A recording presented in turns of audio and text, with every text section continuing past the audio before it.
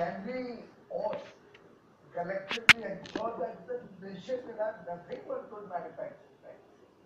If anybody is in the pharma business, he better be the best in terms of quality, in terms of facility, in terms of his commitment to maintain high standards, in terms of his meeting the regulatory requirements of the world.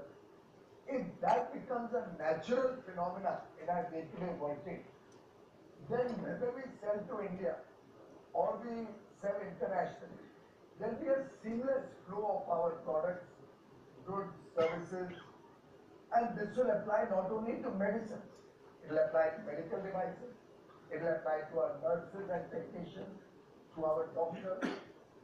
Can we look at the entire health ecosystem and provide to the world the confidence that anything to do with health, India is the place you should look at, and India is the one-stop solution for everything you require.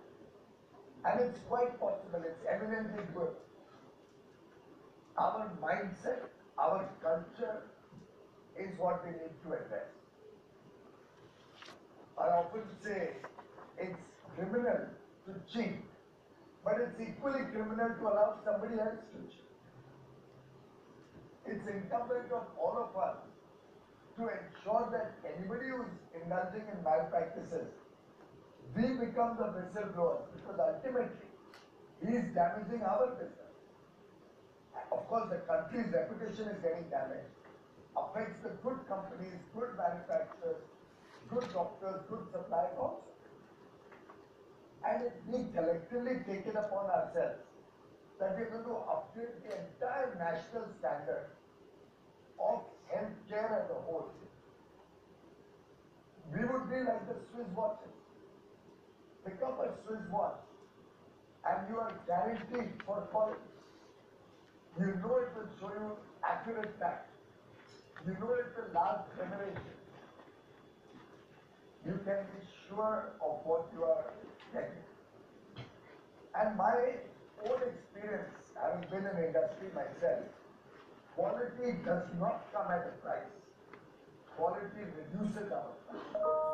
Regulatory practices, good manufacturing practices, systems, certifications, approvals, they will always help us grow in scale and bring down the price. It's something we need to accept as a whole. I was hearing the gentleman, and I must compliment ENY and Vicky for the Indian Pharmaceutical Industry 2021 report.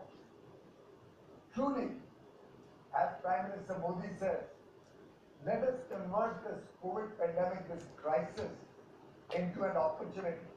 And nobody better points to do that than the pharma industry.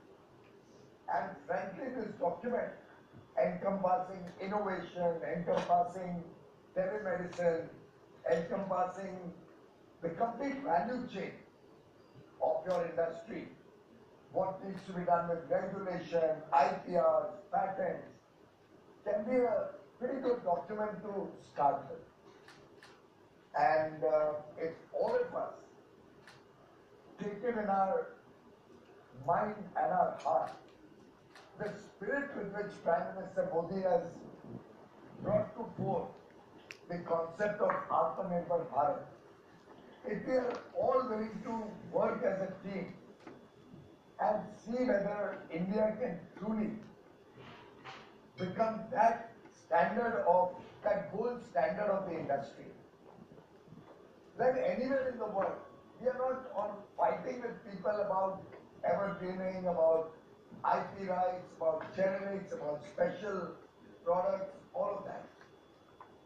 But we are rather engaging with them. We are rather fighting them on their own turf. We are rather ensuring that what we are providing works best for India and for the rest of the world.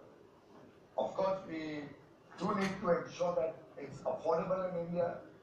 We will have to hold our own to ensure that generic medicines are available in India at the right price, in sufficient quantity, and we can work through this along with international regulators and foreign governments. But to my mind, what Mansukh Bhai was mentioning, India has seen a golden period for healthcare in the last few years.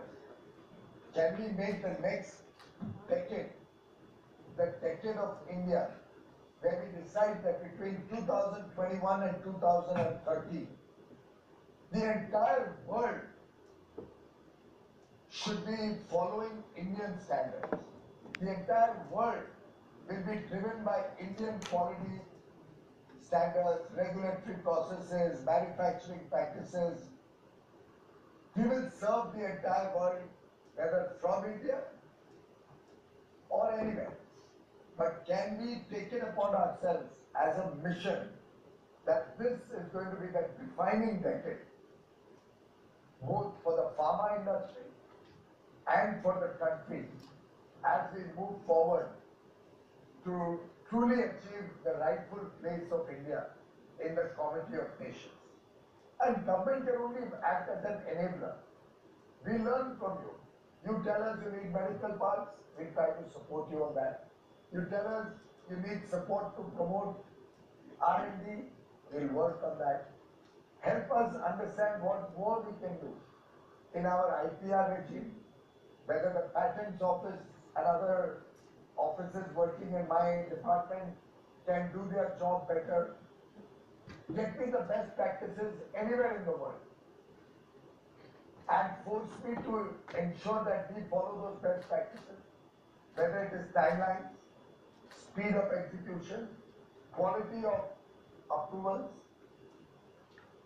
If evergreening or incremental innovations are hurting us in our international engagement, maybe some of us can join that bandwagon and also market our products at comparable standards with international companies and fight them at their turn, in their style.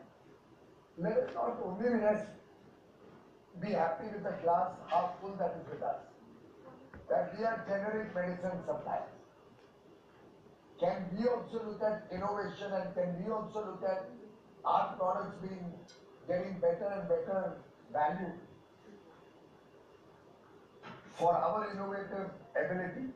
And we have some of the best scientists, we have some of the best young engineers, researchers, biochemists, who can help us achieve that status in the entire world.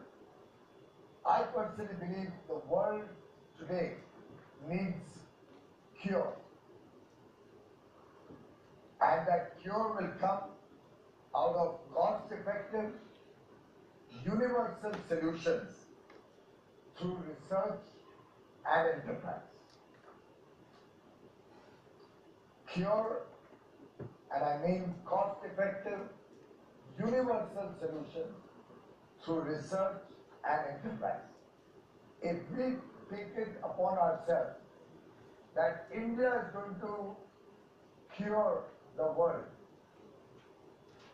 I see no limitations in our ability to aspire to become a world dominant leader in the field of medtech, in the field of pharmaceuticals, in the field of medical devices, in the field of healthcare providers,